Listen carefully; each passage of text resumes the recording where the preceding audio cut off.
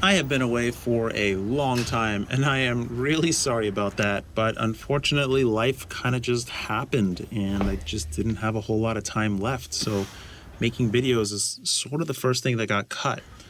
That being said, I never really stopped doing the various developments and projects and things that I was doing, but I have slowed down a bit, not so much because of the time, but more so because manufacturing has just become so much slower, so much more difficult, and so much more expensive. So it's kind of put a big damper on things. But I still have a lot of things in the works, and I'm still always experimenting with a ton of things. Now in this video, I'm going to kind of culminate all the information from the last couple videos and give a sort of a conclusion. Also show a couple other things that I'm working on and maybe things that are coming in the next couple videos. And also make a return to YouTube, hopefully, and keep doing these things that I'm doing. I also have a group of motors that I'm going to be giving away, not just to random people. You're going to have to let me know what you want to do with the motors. And I also have another project which I'm just gonna have to need somebody else to do it for me because I just don't have the time for that particular project. So wait till I talk about those things, then let me know in the comments below, and I'll definitely pick someone and I'll send this stuff to you and make sure I help you as much as I can. Anyways, let's look at this video, which I'm going to talk about this craft, that craft, this craft, a little bit of that thing, and a couple of tidbits. All right, so this project in particular is directed squarely at trying to create a craft that is more efficient at carrying a GoPro or small payload at speed, kind of for a longer period of time. Basically, what we're trying to do is chase fast cars consistently fast for a longer period of time and yet a little bit more control in the process so we can do a better job. So let's just dive right in. I'm going to real quick go through the frames, talk about a couple things, and then move into the most interesting aspect to me, which is the motor comparison. So this frame is a total prototype frame, and the previous version of it in the last video was quite a bit different. This one is a little bit different as well. The spar design here, the arm spars having two separate spars per arm, is something that is, I mean, as far as I know, pretty unique to what I've done here. And this is how the Sonicare is built as well. The Sonicare has been tuned to kind of not have so much resonance below around 260 hertz. The general design is sort of easy to work with because no matter how big or small or which way you design it, you're gonna tend to get a higher total frequency for the frame, which isn't really that important because everything kind of flies fine these days. The software is very good, but if you have less annoyance to deal with, you're usually going to be happier. So the reason I design like this now with this special carbon layup that I do for the spars is because it's just going to give me less hassle when I put the thing together to test. And this frame is not really slated to be released anywhere, and I'm not planning on making it available. I mean, I have one cut copy here, which I'll probably give away to someone or sell it for a couple bucks just because I would have rooms full of quads. So that's the reason why this looks like this. And there are a couple of tidbits that I want to point out. So the last version of this frame had motors that were coaxial but kind of offset. And I learned very quickly that the offset actually causes a wobble in the resonance, which the flight controller cannot really account for because it's software. It's not really designed to look for that sort of a deal. You kind of need symmetry sort of everywhere to have the best overall resonance performance. And in that previous craft, that wobble resonance, which is the worst kind of resonance, it flew, but only after a whole ton of work to get it to function. Now this craft, the motors are actually coaxial, directly right on top of each other, so there is no wobble here. Flew perfectly right out the gate, no real issues. And the arm spars are a little bit special because while you could just use typical carbon, these are 5mm carbon thick, 5mm thick carbon, and the sheets, or the way, real quick, the way carbon is made is that it's built up in layers. So if you look at the edge of the carbon, it's got these little striations, which are legitimately the layers that are in the carbon. And so usually what happens is the carbon fibers go in two directions in most carbon. It's one direction and then a 90-degree direction. And then you can decide how you want to design this layup. And so in this particular sheet, I have designed it so that I've gotten rid of all the 90-degree directions because those directions don't really do a whole lot. And I've traded them out for 45-degree directions. So the spar goes 0, 45, 0, negative 45, 0, 45. So it's got just more carbon in the straight, long, skinny direction, which tends to give it more strength, more rigidity, which is the important aspect. And overall gives you about an 8% improvement in performance in terms of resonance and everything combined. So not really a big improvement. It is a lot more expensive, but these spars are so cheap and easy to cut, and they're so efficient on the whole general sheet that it makes it cost effective and it doesn't add a whole lot more cost. And this is how the Sonic Air is built as well. It's using the same kind of carbon, and it's very basic. I mean, if anybody can put together this carbon, it's not really rocket science. And so it works out great. And the frame has this big long nose front end because, again, symmetry, very important for resonance. I don't want to deal with anything. This is just a test craft to test these specific effects. So I put this giant long nose on it because I wanted to get the props completely out of view of the camera. And if I ever was to release this frame or finish this design, it would have to have the props out of view as well. So I'm testing this. This long spar is 5 millimeters thick, and it's made of the same carbon. And thankfully, this design worked out excellent. It really works out really, really well without any effort at all put into it. And so I have another design coming in 5-inch, sort of a revamp of the Cineglide, which I actually liked a lot for filming because you got such unique shots out of it because of the way it was set up. So that worked out really nicely.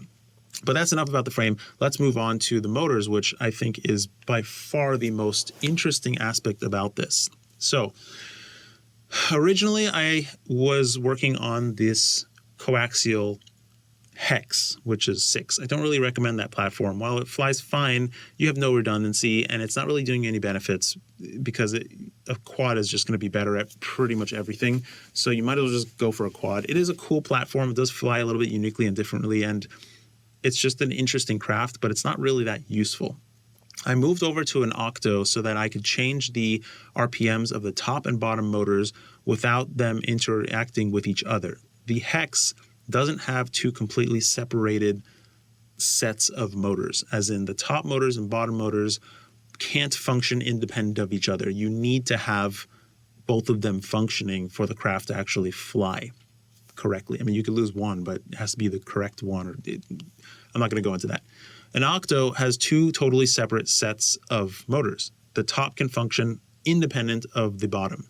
And my goal here was to try and figure out how I can mitigate this stuck in second gear feeling of crafts that are coaxial because of all the inefficiencies that come with a coaxial setup.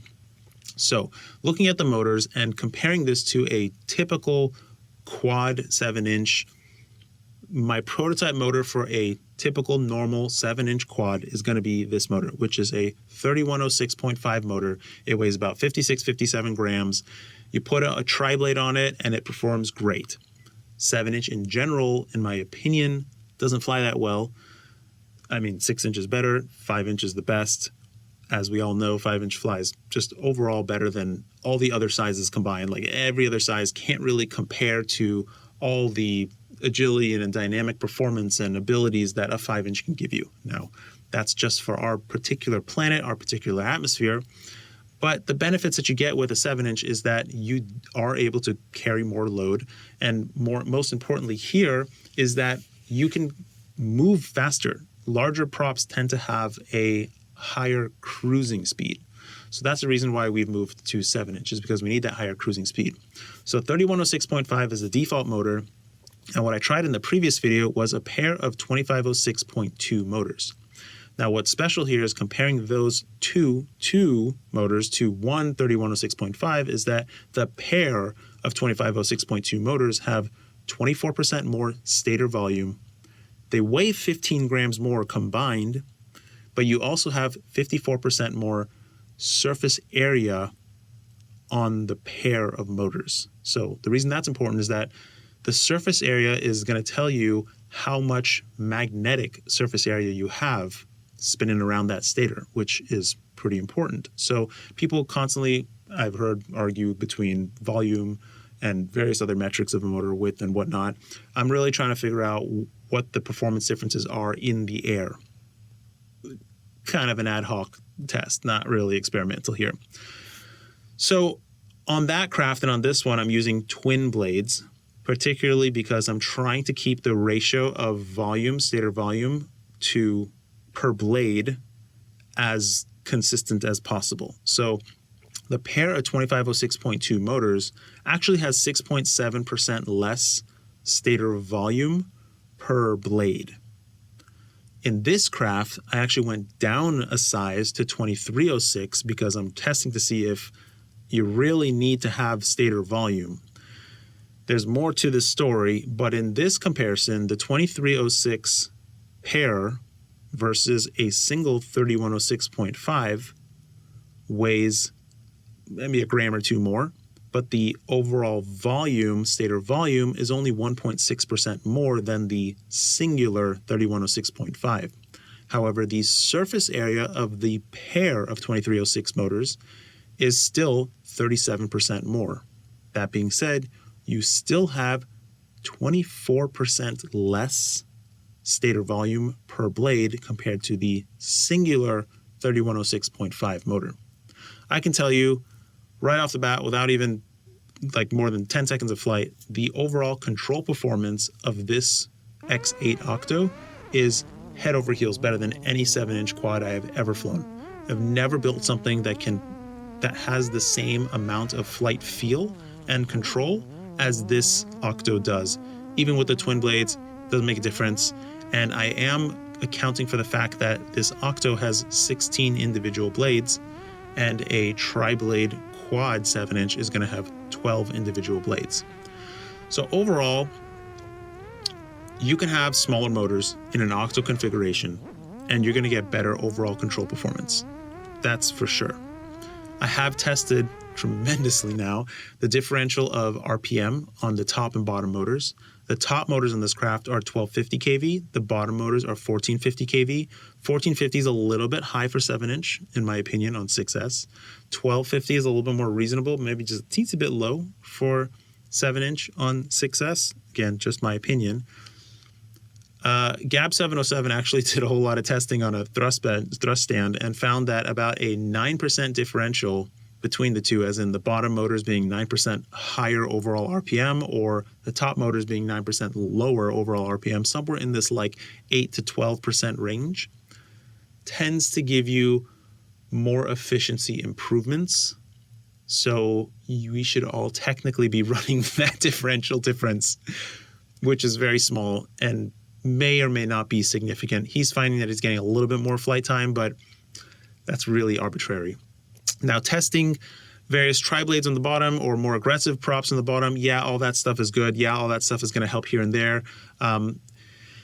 It's not going to make as big of a difference as you might think. I've tried so many different props on this, so many different battery tests, and I haven't really found anything that really performs a whole lot different than just twin blades, the same blade, top, bottom, no difference. The difference in RPM is making an improvement in efficiency, but at the end of the day, this craft's efficiency is still terrible.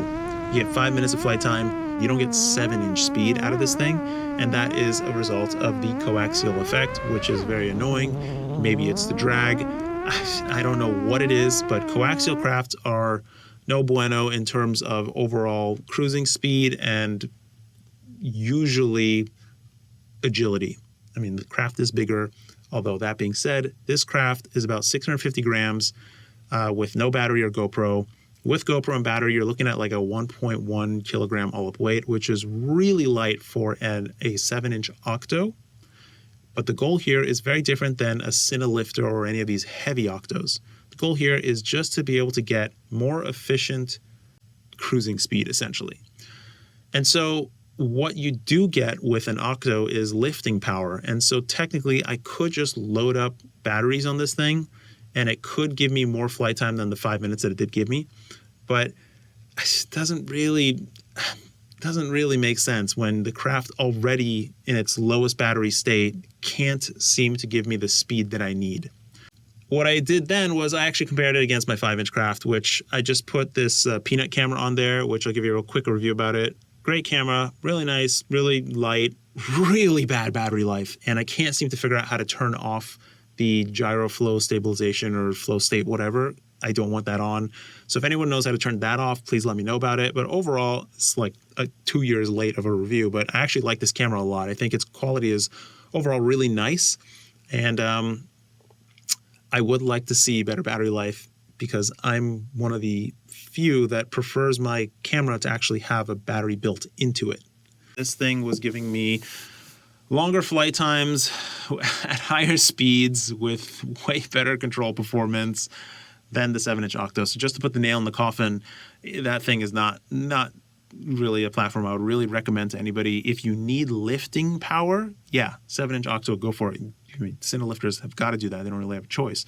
But for anything else, is really not worth going down this path. Moving on from that, let's look at these motors that I have. So I'm going to be giving away a couple sets of these motors, and these motors are the Smooks motors, and I got these from RCN Power. They're the ones that make our motors, and the reason I'm giving away is because I originally got them to use on this 7-inch Octo, but I ended up using this smaller motor because these are bigger than those. These are 2306.5 motors, and those are just smaller 2306 motors. And the main difference is that the mounting platform on those 2306s is 12 by 12 M2, and these ones are the larger M3 16 by 16. So the KV of these motors is not really that useful because it's a bit too low. I mean, I guess you could use 8S on them or higher even, but the trouble or the struggle is that the motors are a little too small for just a quad with giant props, unless you want to do like a super light platform. But overall, I got a set of 1750 kV. I got a set of 1550 kV. And I thought I had a set of 1250. Oh, no, I don't have a set of 1250. Yeah. So I have a 1550 and a 1750 set that I'm going to be giving away. Let me know what you want to do with it in the comments below, and I'll just choose whoever and I'll give it away to you guys. Just want to see kind of videos and pictures of whatever you do with it because I'm just generally interested in that stuff. These new neon motors, gorgeous motors. I love the color. Really cool motor. I have another thing to talk about, which I'm going to talk about later. I have another set of motors, which are the original Imperial motors, a set of the 1880 kVs, which are just randomly found in the warehouse. Again, let me know what you want to put them on, even just a regular 5-inch. Show me a picture or just let me know. Convince me that you want these motors. Convince me that you have a unique or interesting application for these motors, and I'm happy to send them to you. And then moving on from there, couple things, or one main thing that I learned after all of this testing is that coaxial equals slow. You can't really move that quick with a coaxial setup within reason. Of course, you can build a coaxial setup that can move hundreds of miles per hour. I'm not talking about that. I'm talking about just a basic setup like this 7-inch. You can't really move that quick. So what else needs to not move that quick? Cinewhoops. That's what. So I was filming a shoot a couple weeks ago and came up with a real quick design of a plus platform that is 4-inch, and it's the same overall size as a 3-inch ducted Cinewhoop. And the coaxial effect will hopefully slow this craft down and give it a very controlled feel like a Cinewhoop. However, the 4-inch with just guards will hopefully give you improved efficiency. And then the other thing that kind of falls into the same category is this Foxeer craft and these other crafts, which are the kind of naked GoPro camera Cinewhoops, which perform also great. I'm going to be testing this one soon. And then along the same note, I'll show that I actually have another design platform which I just never got around to testing, and it's a 2-inch flat ducted Octo, which my goal with that craft was to get it to move as slowly and controlled as possible, primarily for indoor use. And like I'm stuttering here because there's just so much to discuss about all this stuff. I'm just pointing out a bunch of stuff that I'm probably going to be going over in the next handful of videos. This platform is built off of a Tooth Fairy 2. And so it's just a Tooth Fairy 2 with these special unique arms that I made that are just one-off cut arms, which I was planning on using any of the motors that we have really with a specific 2-inch prop to try and test this platform. So if somebody wants to test that for me, that's the one that I really need help with because I just don't have time for that. And I don't really know if it's going to work out. It might work out okay, might not really work out just like the 7-inch. Anyways, this is just an initial video coming back So much more to discuss, so much more coming in the next handful of videos. I hope this was interesting. I learned a lot from this craft, a lot more than I didn't discuss here, and I'm really interested to see what the next set of things that I have on the way are going to perform like. And I have some things that I haven't mentioned yet, which you'll see very soon, which are really intriguing. Anyways, please floss your teeth. Hopefully you've been flossing all through COVID.